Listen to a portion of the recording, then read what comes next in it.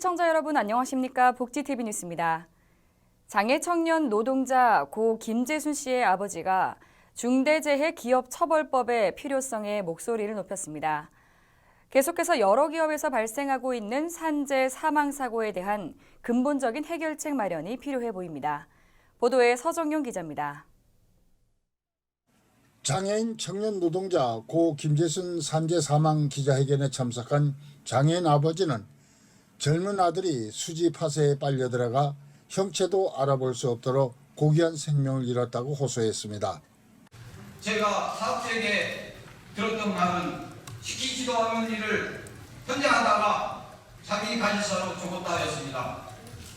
그런데 대책위 진상조사단의 CCTV 영상 확인 결과 평소 해오던 일상적인 작업을 하다 난 사고였다 합니다. 그런데도 아직까지 사업주도 광주지방고용노동청도 책임 있는 사죄를 하지 않습니다. 재순이의 죽음에 책임질 사람이 있다면 책임지고 그 사람을 처벌받게 해주십시오.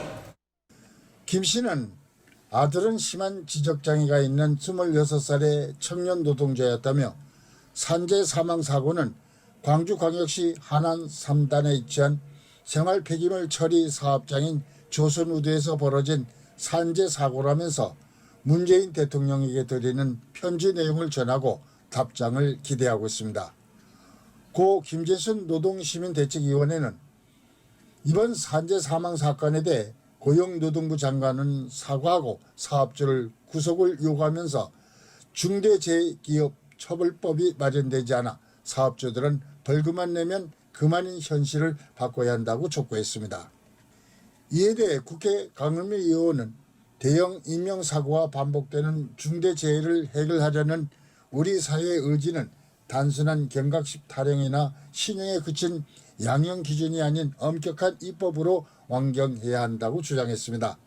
그는 제21대 국회는 국가는 재해를 예방하고 그 위험으로부터 국민을 보호하기 위해 노력한다는 중대재해헌법 조문을 수호하고 입법하려는 의지를 이 법의 통과로 보여줘야 한다고 말했습니다. 복지TV 뉴스 서정영입니다. 발달장애 가족이 극단적인 선택을 한 소식이 이어지고 있어 많은 안타까움을 자아내고 있는데요. 이들을 지원하는 제도가 있지만 발달장애인들을 돌보는 가족들의 부담은 여전한 상황입니다. 이에 대한 촘촘한 안전망 마련 촉구에 대한 목소리를 정두리 기자가 들어봤습니다. 지난 3일 광주광역시의 한 도로에 주차된 차 안에서 어머니와 중증 발달장애 아들이 숨진 채 발견됐습니다. 코로나19로 주간보호센터가 문을 닫으며 아들의 돌봄에 어려움을 겪어왔던 이들의 사연은 청와대 국민청원에 올라온 뒤 많은 이들이 대책 마련에 동의했습니다. 법과 제도가 있다 하지만 상당 부분 가족에게 부여된 돌봄 부담은 이전에도 여러 차례 극단적 선택으로 이어져 왔습니다. 지난 10일 청와대 앞에서 긴급 기자회견을 가진 전국장애인부모연대는 지원 대책 마련을 촉구하며 목소리를 높였습니다. 반복적으로 발생한 발달장애인과 그 가족의 죽음에 대해 부모들은 정부의 책임을 지적하고 있는데 지역사회 차원의 안전망과 시스템이 구축돼 있었다면 극단적 선택으로 이어지지 않았을 것이라는 안타까움 때문입니다. 또다시 다른 부모가 이런 아픔을 겪지 않는다라고 약속할 수 있는 것은 국가가 단언적으로 발달장애인 국가 책임자를 더욱더 촘촘하니 더욱더 제도 안에 더 많은 다수의 이용인들이 참여할 수 있도록 만들어주는 것이만이. 한편 이날 부모연대 측은 청와대 관계자와 면담을 갖고 발달장애인 종합계획을 위한 민관 협의체 구성을 요구하며 촘촘한 지침 마련에 대한 의견을 전달했습니다. 복지TV 뉴스 정두리입니다. 장애인들에게 장애인 활동 지원 서비스는 지역사회에서 생활하는 데 중요한 역할을 차지하고 있는데요. 하지만 만 65세 이상이 되면 장애인 활동 지원 서비스가 노인 장기요양보험으로 전환되는 문제가 계속해서 제기돼 왔습니다. 이에 장애계는 세 번째 긴급구제 진정을 제기하고 나섰습니다. 박성용 기자입니다. 지난해 9월과 지난 2월, 장애계는 국가인권위원회에 두 차례 장애인 활동 지원 서비스 만 65세 연령 제한 폐지, 긴급구제 진정을 제기했습니다. 인권위는 법 개정의 필요성을 강조하는 한편 법 개정 전이라도 만 65세 이상 중증 장애인에게 신청 자격을 부여하는 단서 조항을 활용하는 등 조속한 지원책 마련을 촉구한 바 있습니다. 연이은 인권위의 공고가 이어졌지만 관련법 개정이 언제 이뤄질지 알 수가 없자 지난 9일 장애인 차별금지 추진연대는 급박한 상황만이라도 먼저 국가와 지자체를 통해 지원받을 수 있도록 하는 긴급구제 진정을 다시금 제기하고 나섰습니다. 시설을 들어가면 저는 출근하는 것밖에 말이 되지 않습니까? 제가 마음대로 할 수 있게 65세 됐다고 시설을 들어가지 않게 좀 잘 도와주세요. 활동 지원사가 없으면 스스로 내 몸을 통제할 수 없는 몸을 갖고 있는 사람은 활동 지원사가 가장 중요한 생존입니다. 중증 장애인이 65세가 돼도 내일을 안전하게 살 수 있는 그런 것이 될 수 있을지는 우리는 함께 지켜봤으면 좋겠습니다. 이날 기자회견에서 장애계 단체들은 활동 지원이 끊기는 만 65세 이상 장애인 당사자들의 신속한 구제 조치를 촉구하고 진정서를 인권위에 전달했습니다. 복지TV 뉴스 박성용입니다. 휠체어 리프트에 대한 장애인 차별구제 청구 소송이 2심에서도 기각됐습니다. 휠체어 이용 장애인 고 한경덕 씨의 휠체어 리프트 추락 사고를 시작으로 제기한 장애인 차별구제 청구 소송이 2심에서도 기각 판결이 내려졌습니다. 지난 2017년 고 한경덕 씨가 신길역 1호선에서 5호선으로 환승하기 위해 휠체어 리프트를 이용하려다 계단 밑으로 추락하는 사고가 발생했습니다. 사고 발생 이후에도 관리 감독자인 서울교통공사가 조치를 취하지 않자 2018년 5월 장애인 차별 금지 추진연대는 장애인 당사자 5명과 함께 서울교통공사를 피진정인으로 하는 장애인 차별구제 청구 소송을 제기했습니다. 지난 10일 2심 재판부는 1심에 이어 또다시 기각을 결정했습니다.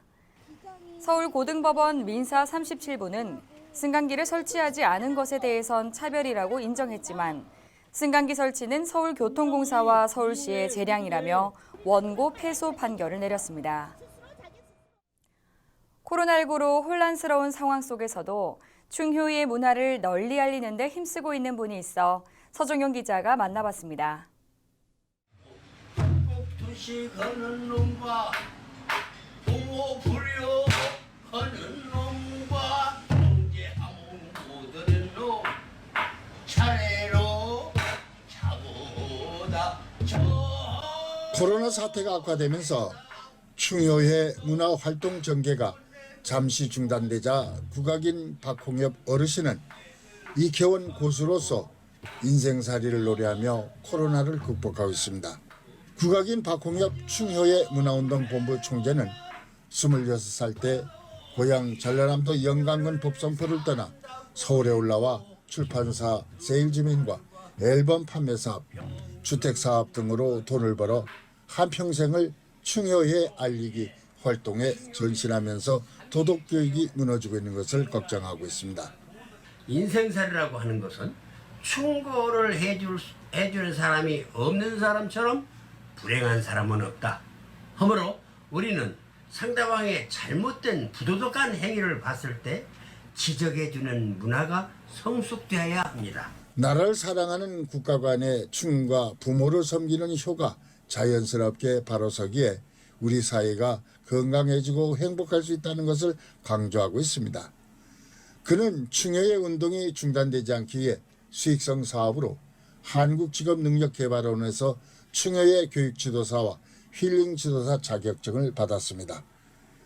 교육지도사는 인성교육과 효교육, 예절교육, 나라사랑 교육 등을 할 수 있는 전문 강사 자격을 갖게 되며 이들을 양성하는 일에도 박 총재는 집중하고 있습니다. 해마다 충효의 문화시민대축제를 펼쳐 충효의 실천자들을 표창하고 취약계층과 장애인들을 위한 이문 공연에는 가수들을 초청해 나라 사랑과 부모 사랑, 이웃 사랑을 전개하는 모범을 보여 주변으로부터 큰 관심을 보이고 있습니다. 진정으로 자기의 시스템을 이루고 방향을 잡고 자기 돈을 들어가면서 이렇게 하시는 분은 제가 봤을 때 참 없다고 생각이 듭니다. 그렇게 많지 않아요. 그래서 제가 존경해서 오늘도 이렇게 찾아뵙습니다.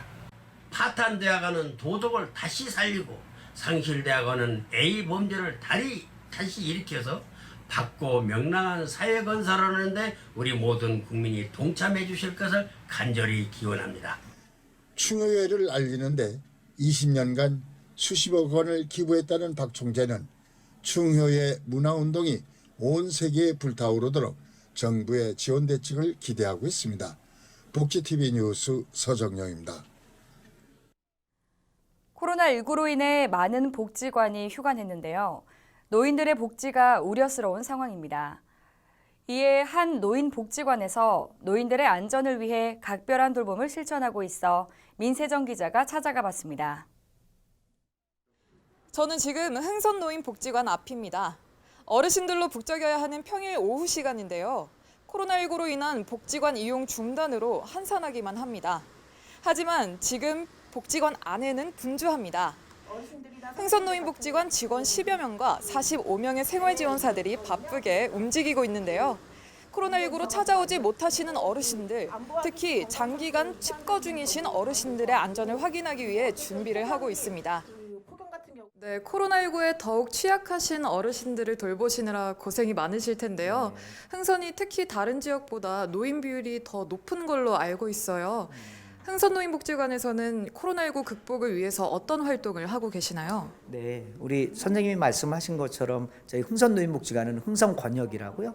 네, 여기에 위치하고 있는데 어르신들 비율이 상당히 많이 있습니다. 그래서 저희는 뭐 노인복지가 아니라 어르신들이 주로 여기 와서 교육도 받으시고 일자리 활동을 하시고 상담도 하시고 그다음에 이제 여기 못 오시는 분들은 독거 어르신들이라고 그래서 저희가 방문을 하고 있는데 아시는 것처럼 코로나19 사태로 전혀 복지관을 이용을 못 하고 계십니다.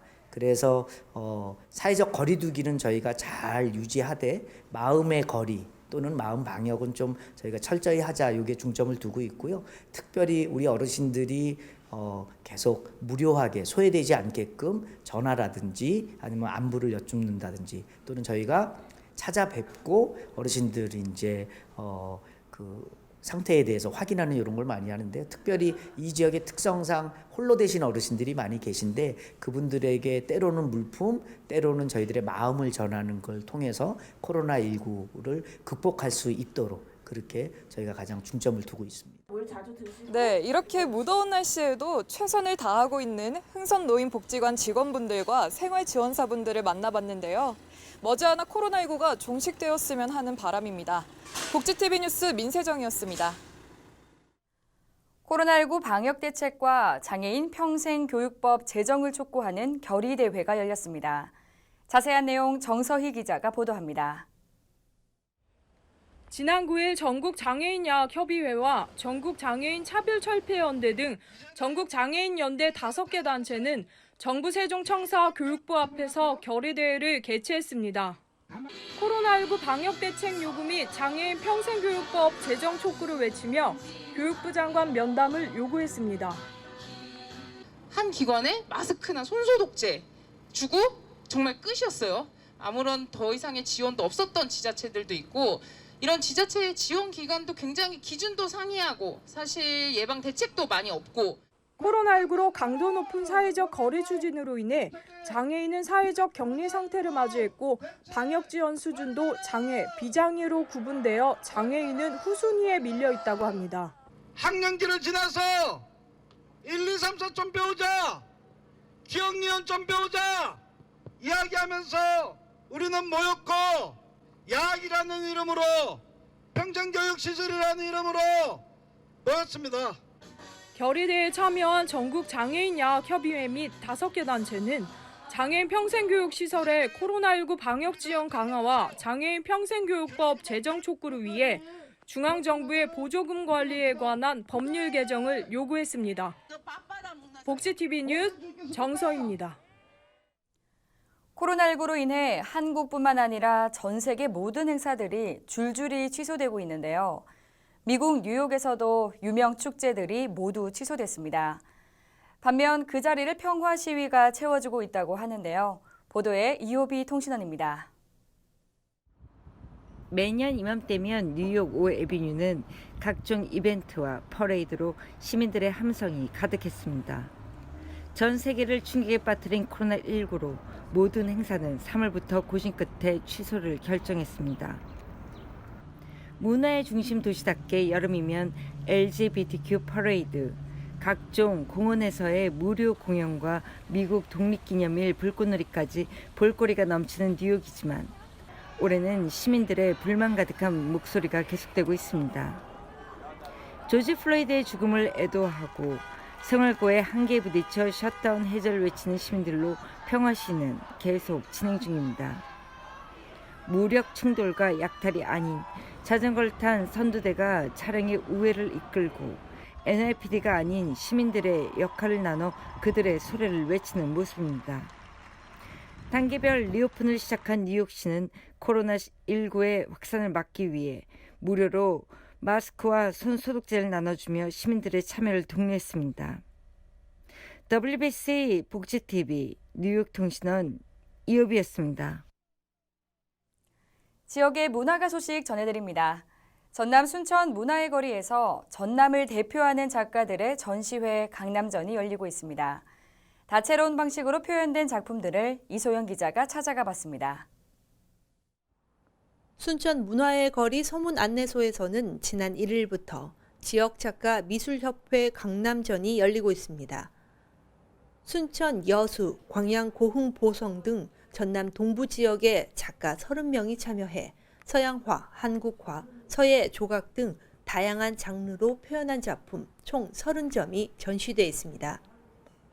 장르의 경계를 허물고 다양한 재료, 다채로운 기법으로 구성된 이번 전시회는 오는 30일까지 열립니다.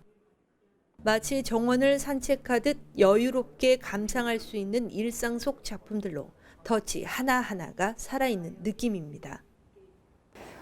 이 강남전을 저희가 이 선문안내소에서 하게 된 거는 어떤 꽤 큰 의미가 있습니다. 왜냐하면 이 선문안내소라는 곳이 순천 부읍성에 서문이 있던 자리거든요.